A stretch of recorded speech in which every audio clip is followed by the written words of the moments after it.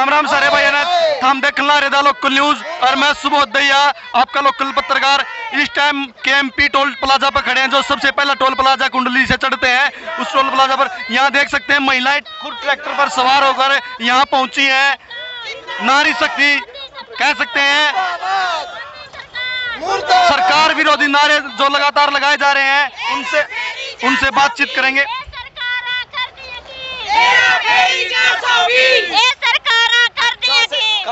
पटियाले से आए हैं। खुद ट्रैक्टर चला के लेके आए? हाँ जी। अच्छा, आज जैसे किसानों ने यहाँ पर रोड मार्च निकाला है, ट्रैक्टर मार्च निकाला है, तो क्या लगता है कल किसानों की मीटिंग है सरकार के साथ 8 तारीख को? ये मार्च ताही गड्ढा है मोदी को अकल देने को कि हम एकजुट हैं, एकजुट रहेंगे, एकजुट है थे। क्या लगा आज कुछ मतलब दबाव पड़ेगा सरकार पर? वो तो पड़ना चाहिए। फिर उस वर्ग का कोई मूर्ख नहीं है, फिर वो उठेगा हमारे से मुक्कियां से, ये नहीं मानेगा। हम बीपी आगे है, मनना पऊगा जी बात नहीं, मनना पऊगा मोदी नू। हाँ, जो सारे ऐसे ढुड़ के खड़े हैं, हरियाणवी पंजाबी कि मान जा मान जा मान जा, ये नहीं मानेगा तो उसका नतीजा बुरा होएगा।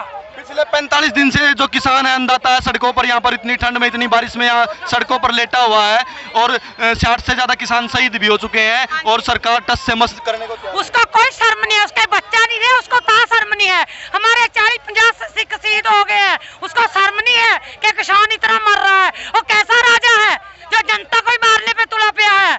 किस पे राज करेगा वो? जनता को तो मार दिया, उसको शर्म नहीं आती है। आगे की क्या रणनीति रहेगी किसानों आगे की? अगर कल भी सरकार आपकी बात नहीं मानती है? ये तो नहीं मानती तो हम 26 तारीख को उसके घर में घुसेंगे। अब की बार किसानों ने ऐलान किया 26 जनवरी पर जो है तिरंगा किसान ही फहराएंगे। हाँ, हम तिरंगा किसान ही फहराएंगे, हम और कोई तिरंगा नहीं फहराएंगे। किसान जिंदाबाद, किसान एकता जिंदाबाद, किसान एकता जिंदाबाद। आप कहाँ से आए हो? दोन क्लास से। आप क्या कहोगे सरकार को? इस तरह से किसानों के प्रति लगातार सरकार का रवैया, जो 8 बार बातचीत हुई है, जो बातचीत है वो सिरे नहीं चढ़ पा रही, ऐसे में आप सरकार को क्या कहना चाहते हैं? असे अपने हक लेके रहांगे, हल कढ़ना पऊगा ये सरकार ने। हम अपने हक लेने के आए हैं, हक लेके जाएंगे। जे उसको बच्चे होते तो ऐसे समझता ये भी बच्चे मेरे बच्चे जैसे हैं, उसके पल्ले दया धर्म होंदा, उसके पल्ले कोई दया धर्म नहीं। कितनी दुनिया ठंड में मर रही है, कितनी बेराम है, वो कहा जा राजा है और राज चलाने के लायक नहीं है। एक लगातार आंदोलन को तोड़ने के लिए, हरियाणा पंजाब को अलग करने के लिए, और ऊपर जो गोदी मीडिया है या ऊपर जो सरकार के नेता वो लगातार किसानों को आतंकवादी और खालिस्तानी बता रहे हैं। ऐसे ही हमारे को तुमता ला रहे हैं सारी कहे बयासी साडे वर्ग कौन बन जूगा? सी पंजाबी बने ने, हरियाणे भी पंजाबी बन गए। शहीदियां पारखियां ने, किन्ने बच्चे ने साडे शहीदियां पातियां। किस तरह उन्हां दी सस उन्हां दे मामा किवें तड़फ रहीआं ने जिन्हां दे बच्चे शहीद हो गए। असीं भी उन्हां पिछे, असीं पिछे तड़फदे फिरदे ने, साडे ओ भी साडे ही बच्चे ने जेहड़े ने शहीद हो गए। एक बेटा कर्मी जो वही मर रहा है, दीवा बत्ती नहीं रहा। दीवा बत्ती ना अडानी के रहेगा, अवानी के रहेगा, ना मोदी के रहेगा। ये हमारे बेटे मर रहे ना, उसका भी दीवा बुझेगा एक दिन।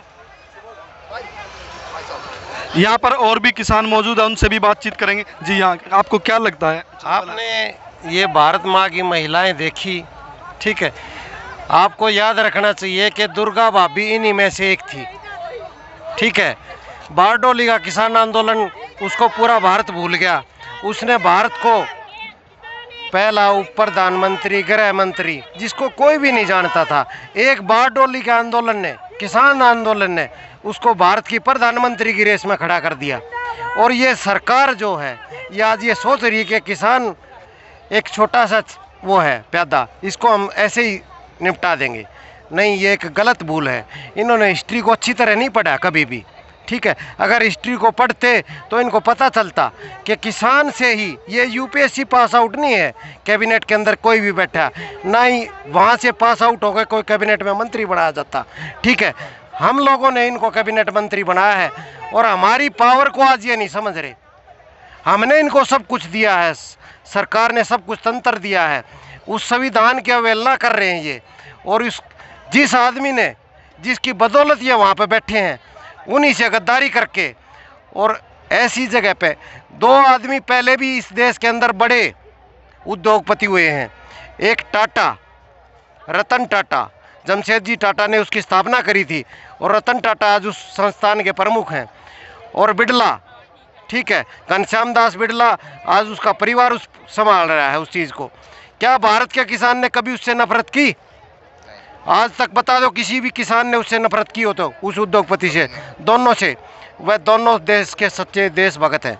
और आज ये दो आपने अडानी और अंबानी, ये कहीं पे भी किसी भी प्रकार के कोई देशभक्त नहीं है। सिर्फ आपकी पार्टी को सिर्फ इलीगल फंडिंग कर रहे हैं और उससे चला रहे हैं। तो इसका ये मतलब मत निकाल लो कि आप हमें मार दो। इस देश की बहुत बड़ी जनसंख्या है, इसको आर्थिक तौर पे गुलाम मत करो। ये देश सार्वभौमिक देश है। बहुत सारी अलग अलग धर्म, अलग अलग कास्ट, उनका कम्बिनेशन जो बन के और इस देश की तरक्की हो रही है, उस तरक्की को आप मत रोको। ये जो आपके फार्मूले हैं, चाहे एफडीआई हो, उसने किसको, पूरे के पूरे व्यापारिक तंत्र को ख़त्म कर दिया। चाहे आपकी नोटबंदी हो, उसने सारे सरकारी बैंकों को ख़त्म कर दिया। आप पहले भी एक कानून लेकर आए थे कि प्रधानमंत्री, कौन सी योजना थी वो, जो क्या बोलते हैं उसको, ये नहीं, जनधन का जिक्र मत करो हमारे लिए। जैसे फसलों पे कोई भी बारिश वगैरह हो जाती है तो फसल बीमा योजना, उसका आपने रिजल्ट देख चुके हो, ठीक है। और उससे भी भयानक ये रिजल्ट ऐसा होगा कि जो काले अंग्रेज का भगत सिंह ने जिक्र किया था, वही सेम पैटर्न इसके बाद लागू होगा। सभी कौम एक हो जाओ। आप हर आदमी के खिलाफ है ये कानून। हम इसमें स्ट्रगल कर रहे हैं, तो हमें ये मत समझो कि ये एक अकेले किसान का आंदोलन है। कल किसानों की सरकार के साथ बातचीत होने वाली है और आज जो किसानों ने यात्रा निकाली है, क्या लगता है ऐसे में मतलब सरकार पे कोई दबाव पड़ेगा? सरकार पे कभी भी किसी प्रकार का कोई दबाव नहीं होता।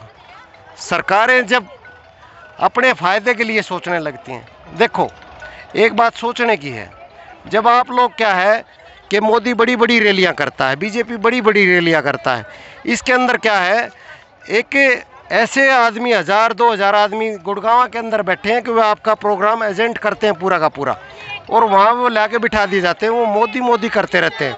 आप कितने दिन तक इनको चलाओगे? ठीक है, देश को आप ऐसे मोड़ पे लाके छोड़ दोगे जहाँ से उसको निकालना ही बड़ी मुश्किल होगा। ठीक है, आज हम जिस जगह पे खड़े हैं, बड़ी अच्छी तरक्की कर रहे थे। मैं किसी कांग्रेस का भी समर्थक नहीं हूँ, किसी बीजेपी का भी समर्थक नहीं हूँ, मैं सिर्फ एक किसान का बेटा हूँ। और हम ये समझाने की कोशिश कर रहे हैं कि मोदी जी, प्रधानमंत्री जी, कैबिनेट जो भी है, आप एक बार खुद इस पूरे कानून को समझ लो। ठीक है, मुझे पता है कि एक आदमी की कभी भी बियॉन्ड नॉलेज नहीं हो सकती किसी भी फील्ड के प्रति। ठीक है, मैं जिस फील्ड से हूँ, ठीक है, मैं टेक्निकल आदमी हूँ। अगर आप मेरे को मेडिकल लाइन में भेजोगे तो मैं वहाँ जीरो हो जाऊँगा। तो जहाँ पूरा भारत इस बात को उठा रहा है, आप उस चीज़ को सेंसिटिवली पढ़ो एक बार, फिर आपको पता चलेगा कि कौन आदमी कहाँ पे कहाँ गलती खा रहा है।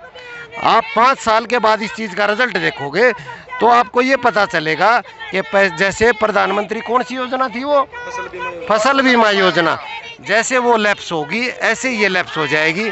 और आपको उस दिन पछताना पड़ेगा कि भारत आपको हिटलर की नज़र से देखेगा, ना कि एक अच्छे प्रधानमंत्री की नज़र से। देखो एक बात ध्यान से सुनने की है, एक बड़े अच्छी बात कही थी, अगर भारत में सख्ताई से किसी चीज़ को देखना है तो सरदार पटेल के कानून देखो, और इज्जत से किसी की नज़र को देखना है तो जवाहरलाल नेहरू के कानून देखो। सॉरी, जवाहरलाल नेहरू नहीं भाई, लाल बहादुर शास्त्री के कानून देखो। ठीक है, और आप उन दोनों में से कहाँ पे स्टैंड करते हो अपना खुद समझ लेना। आप हर चीज़ को क्या है कि ये करते हो कि भाई मैं भी इसका क्रेडिट ले लूँ, मैं भी इसका क्रेडिट ले लूँ, मैं भी इसका क्रेडिट ले लूँ। ना ना ना, एक बारडोली का किसान आंदोलन था, सरदार पटेल को कोई जानने वाला नहीं था। एक बारडोली का किसान आंदोलन था, उसने उसको प्रधानमंत्री की रेस में लाके खड़ा कर दिया।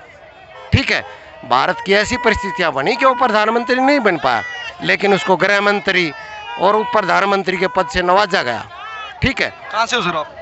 मैं बेसिकली रोहतक से हूँ, हम रहते सोनीपत। क्या नाम है सर? मेरा नाम कृष्ण है। अच्छा लगा बात करके, बहुत बहुत धन्यवाद sir. Thank you, thank you. किसान आंदोलन से जुड़ी तमाम ऐसी खबरों के लिए बने रहें द लोकल न्यूज़ के साथ। धन्यवाद।